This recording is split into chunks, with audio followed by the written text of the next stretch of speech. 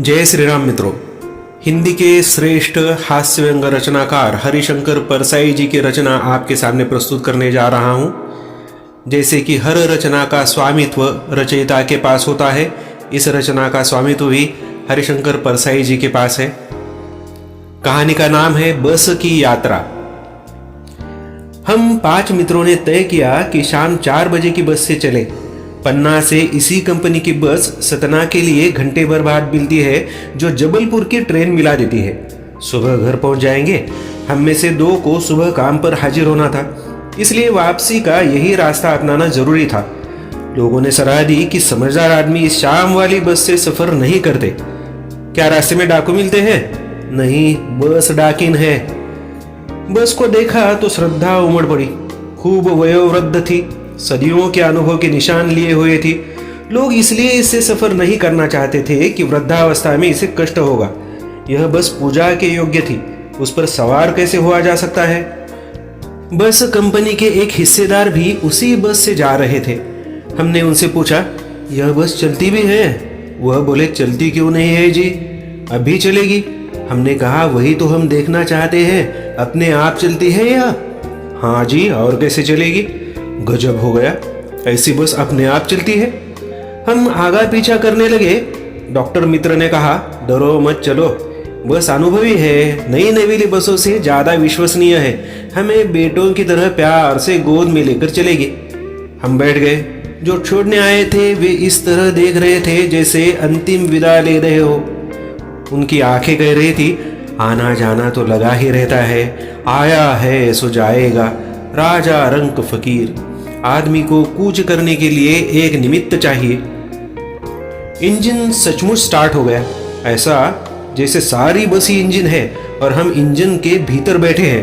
कांच बहुत कम बचे थे, जो बचे थे उनसे हमें बचना था। हम फौरन खिड़की से दूर सरक गए। इंजन चल रहा था, हमें लगा था कि हमारी सीट के नीचे इंजन है। बस सचमुच चल पड़ी और हमें लगा कि यह गांधी जी के असहयोग और सविनय अवज्ञा आंदोलनों के वक्त अवश्य जवान रही होगी। उसे ट्रेनिंग मिल चुकी थी। हर हिस्सा दूसरे से असहयोग कर रहा था। पूरी बस सविनय अवज्ञा आंदोलन के दौर से गुजर रही थी। सीट का बॉडी से असहयोग चल रहा था। कभी लगता सीट बॉडी को छोड़कर आगे निकल गई है, कभी लगता कि सीट को छोड़कर बॉडी आगे भागी जा रही है। 8-10 मील चलने पर सारे भेदभाव मिट गए।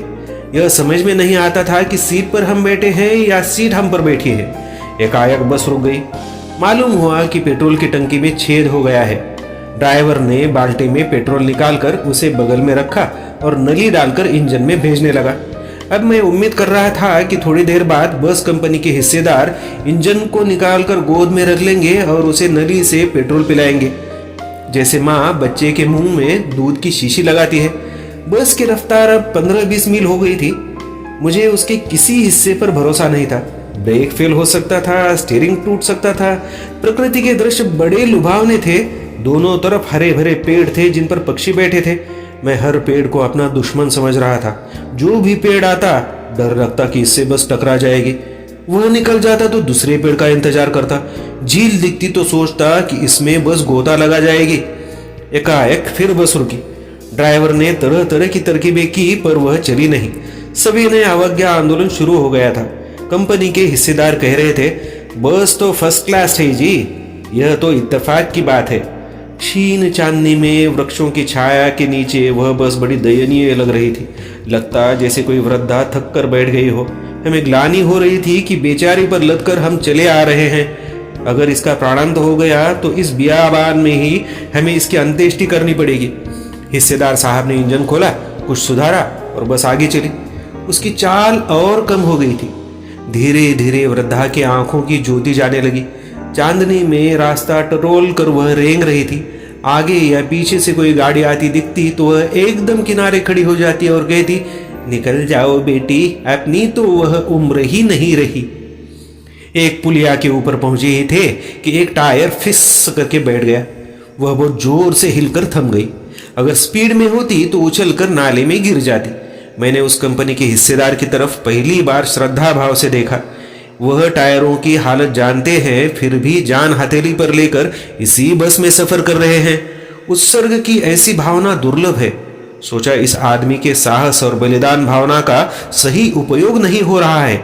इसे तो किसी क्रांतिकारी आंदोलन का नेता होना चाहिए था।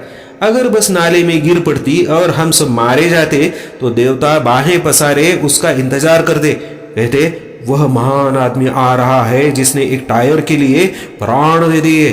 मर गया पर टायर नहीं बदला। दूसरा घिसा टायर लगाकर बस फिर चल पड़ी। अब हमने वक्त पर पन्ना पहुंचने की उम्मीद छोड़ दी थी। पन्ना कभी भी पहुंचने की उम्मीद छोड़ दी थी।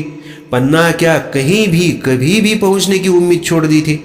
लगता था जिंदगी इसी बस में गुजारनी है और इससे सीधे उस लोक को प्रयाण कर जाना है। इस पृथ्वी पर उसकी कोई मंजिल नहीं है। हमारी बेताबी, तनाव खत्म हो गए। हम बड़े इत्मीनान से घर की तरह बैठ गए। चिंता जाती रही, हंसी मजाक चालू हो गया। यह है हरिशंकर परसाई जी की पेशकश।